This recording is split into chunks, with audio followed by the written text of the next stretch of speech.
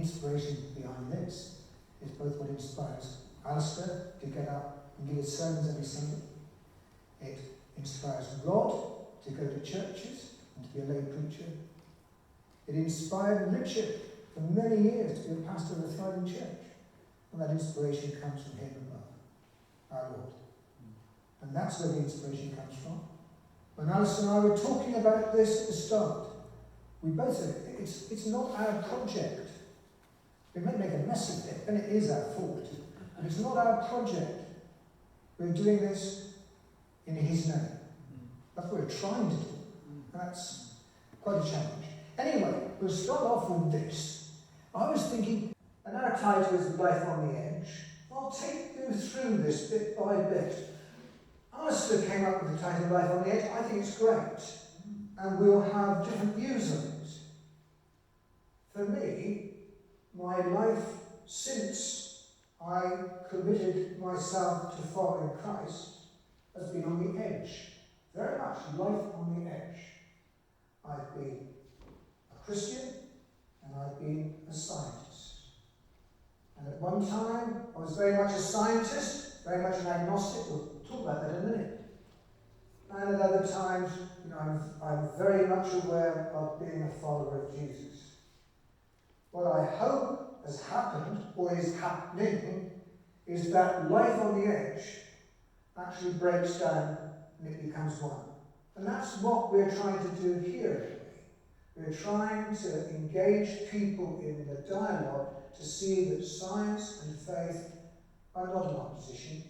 They're both part of God's creative love. Anyway, exploring the ocean in science and faith. Well, let's go on, if we can, God. Let's go on to the next slide. Yes. Okay. Why should we explore the ocean? Anyway, this is a beautiful view from New Bypass down onto Wadebridge. Why should we Wadebridgers be bothered to actually get involved and explore the ocean? Well, for Wadebridgers, it's not too much of a problem because we live on an estuary. The tide comes in. So the ocean, like a finger poking its way up the estuary, is going all the way up the estuary to Polebrook. And then at low tide, the tide goes out, taking all our rubbish out, all our stuff out, taking salmon back into the sea. So we're daily connected twice with the ocean.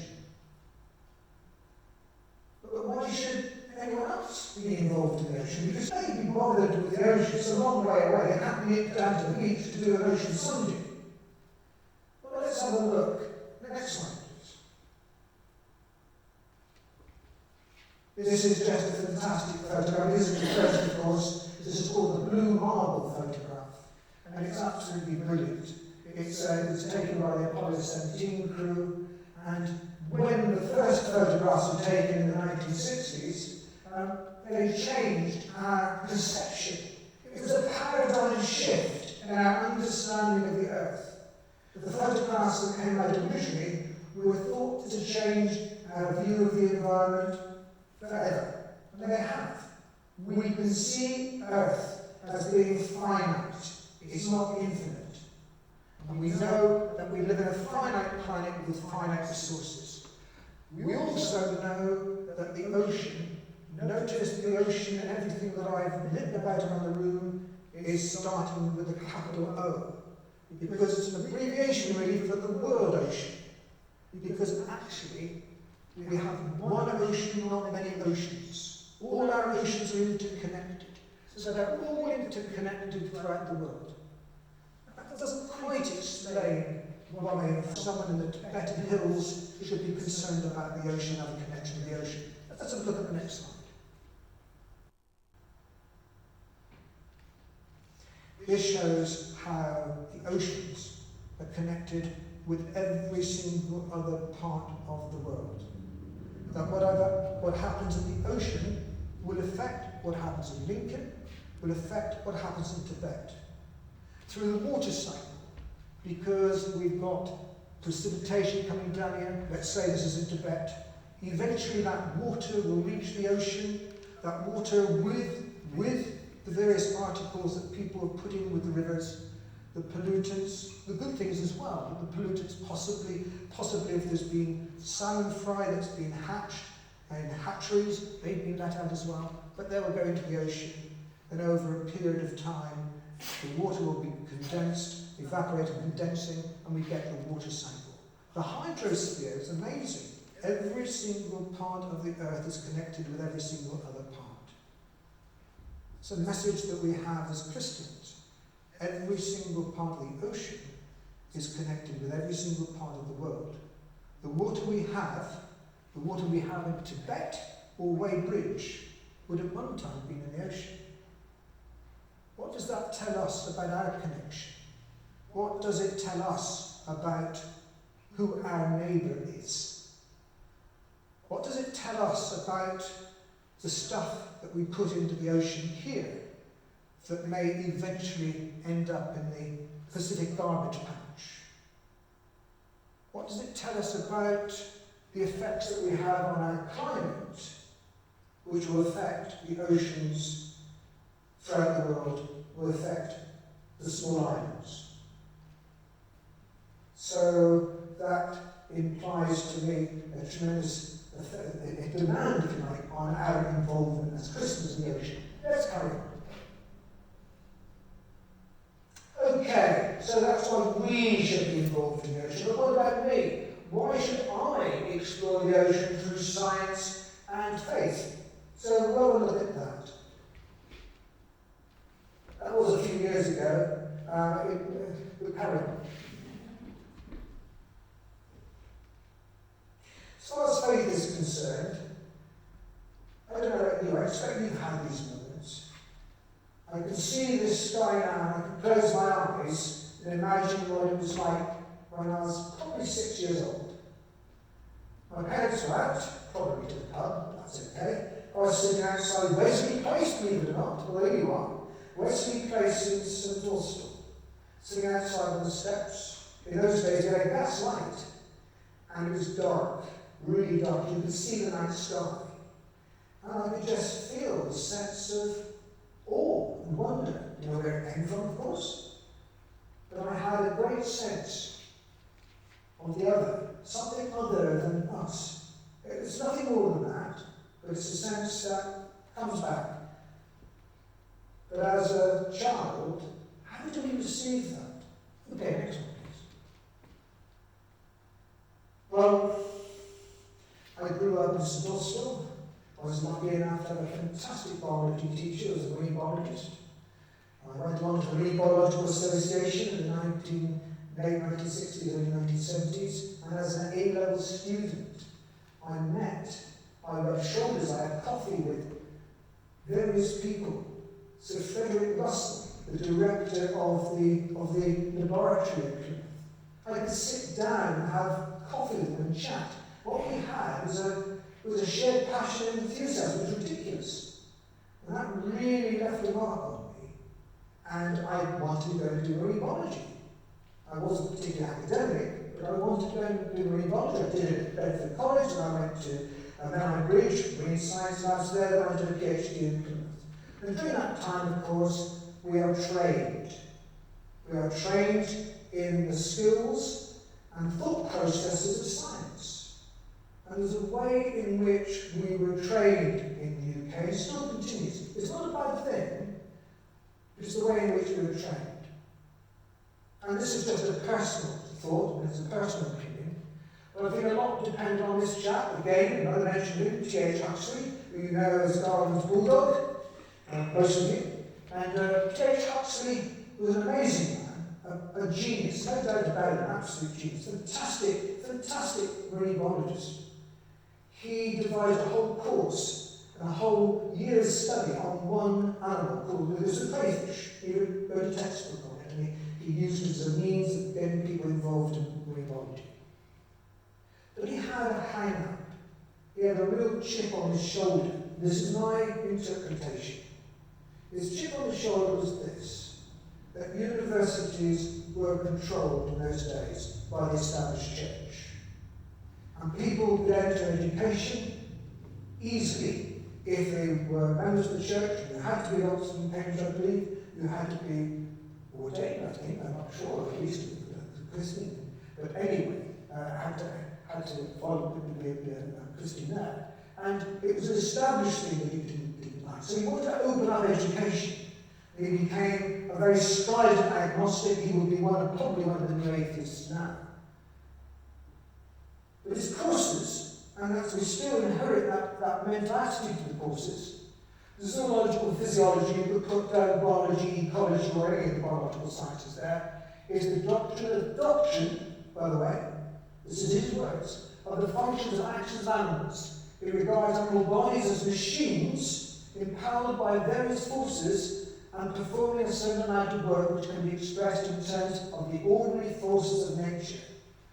Do you know, I believe, seriously, I take on board, and I still take on board that. The only problem that I've got with this particular bit is that animal bodies as machines, include human bodies there as machines, by the way. Actually, Josh, the doctor, a lot of the time, there's a big advantage in you treating the body as a machine. If something's wrong with someone's heart, you don't want to know what their aesthetic values are. You want to know how their heart is working, and you can replace it with a machine if you want to. You can do it quite effectively. It doesn't affect that person at all. Fantastic. The problem that I have with this, and this, if you think of Dawkins' statements, are very similar to Richard Dawkins' statements. We are only machines. And I don't believe that. We're not just machines. We are not just physical creatures. We're not just material beings. And that's a matter of faith, by the way. So you can look at it, it's a matter of attitude and the way you look at things. But as soon as you look at it as being just machines, there's a danger in just being a number and being treated as a machine. I don't believe that. But I didn't really think too much about it. I was agnostic, and I would have found this quite acceptable. And I found real problems in becoming a Christian, a confirmed Christian. I went along to various churches and things, but the Bible to me was not a door through which I gained faith. It was a stumbling block, but only in the way that I was looking at it, and other people were telling me to look at it. Okay, let's go on to the next one,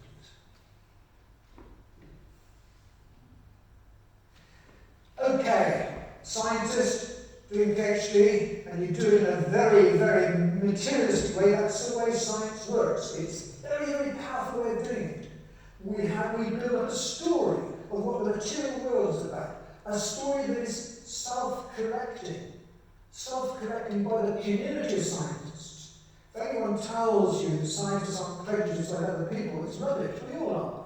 But as a community, the community which favours no creed, no religion, no nationality, a group working together, shall I say, then it's self-correcting through peer reviews, and things tend to get a better understanding of where we are, what we are, and so on. To see what we do now. We can allow the lame to walk. We can give the blind sight. Those things have been brought about largely through science. Amazing, amazing things. So I was enamored of the site, I loved it. But one of the reasons why I loved it, this is a picture of Paul's death when I was doing some research on my favourite feature, which we might just touch on later on briefly.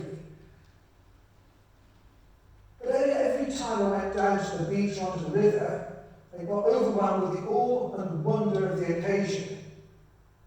I had the same sense of awe and wonder as I had when I was that 5-6-year-old child. So the science was affecting that.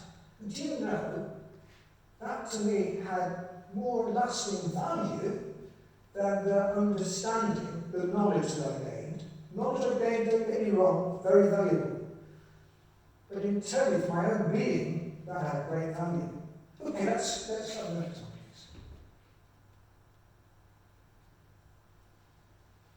please. That's a bit from Abraham Heschel's book, Man is Not Alone. Fantastic book. And he talks about wonder and awe and the way that it can lead you to thinking and understanding the other. Man is not alone. And that's what I was getting from my first encounter. That's what I was getting with everything that I came about. Okay, next one, please. I'll read it. At that time the disciples came to Jesus saying, "Who is the greatest in the kingdom of heaven?" And calling him to a child, he put him in the midst of them and said, "Truly I say to you, unless you turn and become like children, you will never enter the kingdom of heaven." Of course, it's open to various interpretations. But my interpretation in the context of my life was, gosh, I was closer to heaven and to God as a 5 or 6 year old person than I was as a 20 or 25-year-old person. Next one, please. And this brought me, I'd met Mary by then. She used to drag me along to church a few times. We were married at a very busy Methodist church. There was a lot of allowances given in those days. And Ray Stevenson was here, great friend of Rod, myself, and lots of other people here. And I thought, okay, I'm not in these troubles. I'll have a chat with Ray. Ray was regarded as a very intelligent man. And I thought that I'd have a debate with him, a proper debate. I would listen, as well as I usually do now. I would listen, and I would have a really good ding-dong debate. You know, I had my sword out, and I wanted him to prove the Bible was correct and prove for me the existence of God. All those things, you know, that people have, especially when they're young rare. And I'll read you this because otherwise it'll take too long. I met with Ray, determined to debate the existence of God as revealed by the Bible. I came away having been involved in a true dialogue, during which Ray told me that I was sitting on the fence. It was time to decide to get down and make a decision. The key moment in the dialogue came when Ray asked me the question, where does love come from? Then followed a discussion which I can only vaguely remember as an invitation to follow Jesus, to find out more about him, what he said. An invitation which Ray suggested I could, as a budding scientist, accept as a working hypothesis to the answer to the question, where does love come from? I became baptized and confirmed at the ripe young age of 39. I'm still following Jesus as best I can. Okay. Next one, please. I looked at Methodism, there's truth in various things. I like Methodism because it incorporated the quadrilateral and incorporated religion as well as the experience the Anglican Church does that. Most churches do, by the way, but the Wesleyan quadrilateral is one which actually preaches it. Next one, please. And I like this from the Bible. The greatest commandment. When the Pharisees heard he had silenced the Sadducees, they gathered together, and one of them, a lawyer, asked him a question to test him. Teacher, which commandment in the law is the greatest? He said to him, you shall love the Lord your God with all your heart and with all your soul and with all your mind. I like that. I like that. I've been told that I was confirmed when I was looking at this again. That's something I look again and again. It comes up. But I like that reassurance. That reassurance that reason is very much a part of what we do. And we will all reason things differently, by the way. So my reasoning is as inadequate as anyone else's. This is the greatest and first commandment, and the second is like it. You shall love your neighbour as yourself. On these two commandments hang all the law and prophets. Next one, please. And there you are, Wesley saying that Scripture should be sufficient on itself, but without reason can't understand essential truth. Next one, please. So that was from the faith side. What's nice, Einstein? And don't get me wrong, I understand Einstein's being held hostage by a whole range of philosophies and theologies and so on.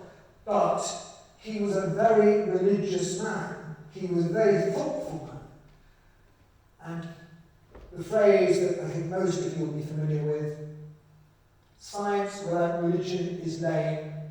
Religion without science is blind. That's worth trying to interpret, and I think we'll interpret in different ways. Basically, they're both required. We can't do one without, we can't do science. Well, we can, but we do without science. And faith without science in its widest context, well, how can we be involved in stewarding God's creation without understanding science? I can't see it. Let me just wrap this up really with a couple of thoughts of my own.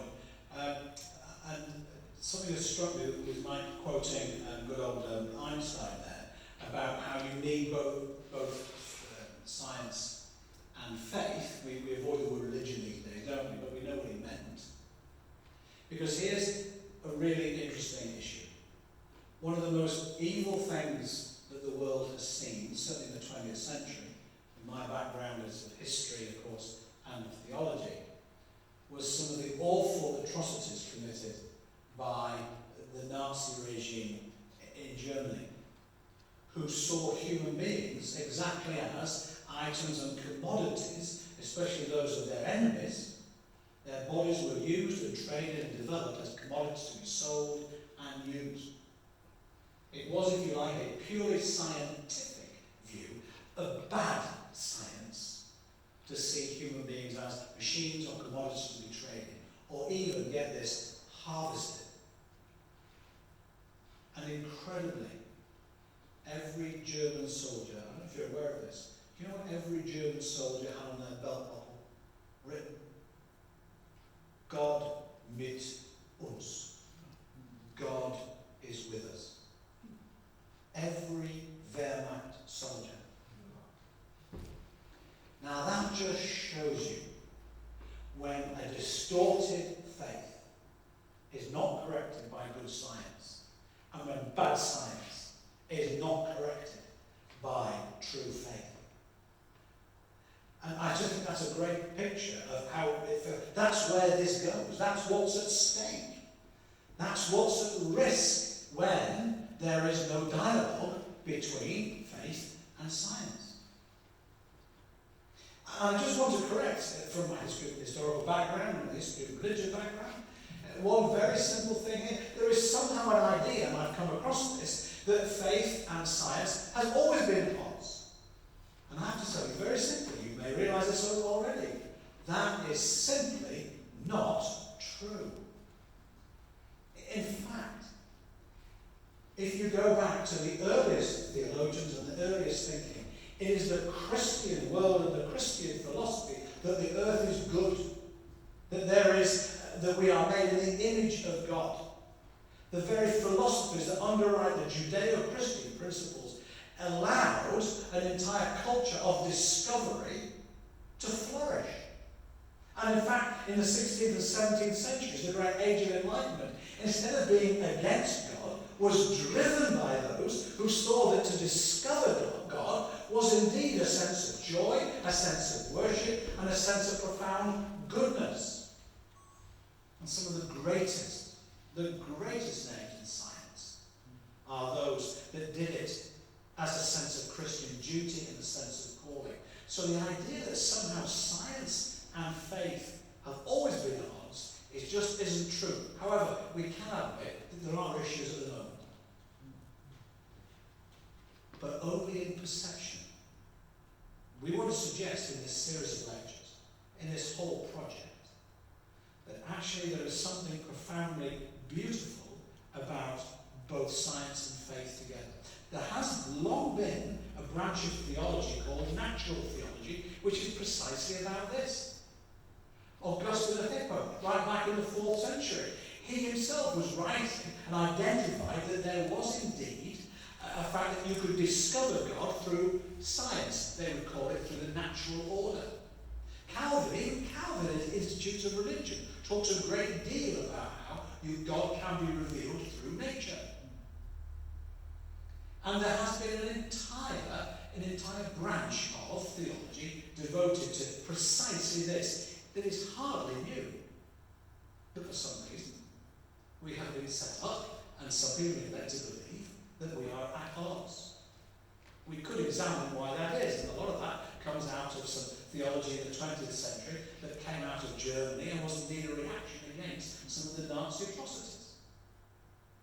But what's interesting is that there has been a theological movement in the last 25 to 30 years that comes back and has come to this, if you like, conclusion across a broad range of theological thinkers that says this: you can discover God through the natural order. You can discover God through science if you start with the assumption he's there. If you don't start from that assumption, you won't automatically get to him, though some do. But if you place the idea of a good, creator, creating, creative God, then the study and the search through science will lead you to a richer, deeper, and fuller understanding of his character. However, he's not to be used like a scientific experiment. Jesus said you don't put God to the test. One thing, a little bit I understand of scientists, that they like to replicate things. They want to get evidence of something and then demonstrate that it can happen over and over and over again. Well, I have to tell you, in my experience, God does not operate like that. He is not a push-button God. And I have to tell you, though, everybody I love in my intimate life is the same. I cannot always predict what my children will do. I cannot replicate or be seen to manipulate my wife, not if I want to continue in a healthy relationship. So we don't have a God that is subject to scientific experiment. But Christians do believe this. And so actually do many scientists, as I understand it. That the very reason we live in a society and in a world that is ordered and organised and in some ways able to be predictable to some way. If I drop this mug, I know what's going to happen. Is because there is an ordered, organised God at the heart of it. And not only is there an ordered God and an ordered world, you and I can understand and live within that order. In fact, we love and prefer and like a sense of order. Randomness and chaos is deeply unsettling. And that's true in normal life, but how much more would it be if you couldn't rely on every chair that you sat on? If you couldn't be sure what food you could eat, and in fact every day we were struggling to work out what was happening. Modern, normal life would not be possible. We live in an ordered, to some degree, society and world. And the Christians believe that's because it was made from a single source, a single mind, and above all, a single heart. Therefore, there are just three things I simply want to say. The reason that science for me as a theologian, as a Christian, someone who's from the artistic side of the intellectual canon, I believe that science does the first thing is this. It teaches me and helps me to live a normal life. Science is essential because I need to know how those I love and how I can be treated with health. This is obvious, isn't it? How can we reject that? So for me, when I look at the big issue about vaccines, and I'm still astonished that in the West, that we have a suspicion of the very thing that we have ploughed so much money and time into to get the vaccines to keep us safe, and yet we have a huge percentage that feel that they cannot trust the vaccines. For me as a Christian, well, I'm grateful for those scientists. I am faithful that actually it is a godly act. And I'm also certain that that minute risk is worth it for me to protect others. I don't wear a mask for me. I wear it for others. Because the science tells me that in order to live a life that's healthy, this is the way that we do it. And that's just one very immediate issue. The second thing I want to just say is this. That what theology, what faith does to me, is that it takes the beauty and the power and the detail of, one day I remember the name, that little describe a scene like that. I ate once in a French restaurant, Dublin Garden. So it puts me off when you talk about his life cycles. It just looks like a snack. But let me tell you this, and I learned this from one of my dearest friends from university, who is currently a professor of physics, quantum physics at Exeter College, Oxford, who just finished a few years ago teaching Sunday school for 25 years. He says that he's a brilliant mathematician and physicist. It's stunning. There are special theories named after my mate Andy. And he says that he is able to explain the mathematics of every pixel in the film Toy Story. And he can, because you can take every pixel, it's worked out mathematically. You can learn that. And you can have a perfect knowledge of how the animation of the film Toy Story works out. But you will have no sense of the friendship, of the humour, of the ebbs and flows of the story. And he said for him, his faith works precisely like that. You see, what Christian faith is, it takes the knowledge of these extraordinary tiny creatures, the detail, the minutiae, the chemical equations, the interactions of physicality, and it gives it a story. And let me tell you that you do that about everything. Everything in our life we turn into stories, especially when you do something wrong.